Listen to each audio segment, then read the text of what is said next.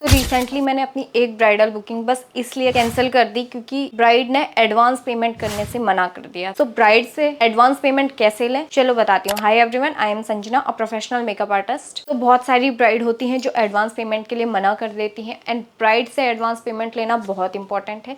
तो कैसे लें? तो सबसे पहले अपनी कुछ पॉलिसीज बनाओ, जैसे कि जिसमें कि पहला हमारा आता है 30 to 50% एडवांस लो। जितना कि आपका ब्राइडल चार्ज है उससे 30 एंड 50% एडवांस पेमेंट ले लो ब्राइड से। सेकंड हमारा आता है नॉन रिफंडेबल। अपनी पॉलिसी में ये पॉइंट जरूर ऐड कर, नॉन रिफंडेबल। एंड ब्राइड को ये जरूर बताओ कि अगर आप डेट से पहले या डेट के टाइम पे अगर आप बुकिंग कैंसिल करते हो तो आपको जो आपने एडवांस पे किया है वो आपको रिफंड नहीं होगा। थर्ड पॉइंट हमारा आता है बिना एडवांस पेमेंट के डेट बुक मत करो। जब तक ब्राइड आपको एडवांस पे नहीं करती है तब तक अपनी ब्राइड की बुकिंग कंफर्म मत करो। अब इसके अंदर हमारा एक इम्पोर्टेंट पॉइंट आता है पेमेंट प्रोसीजर। तो इसी के अंदर हमारा एक मोस्ट इंपॉर्टेंट पॉइंट आ जाता है पेमेंट प्रोसीजर।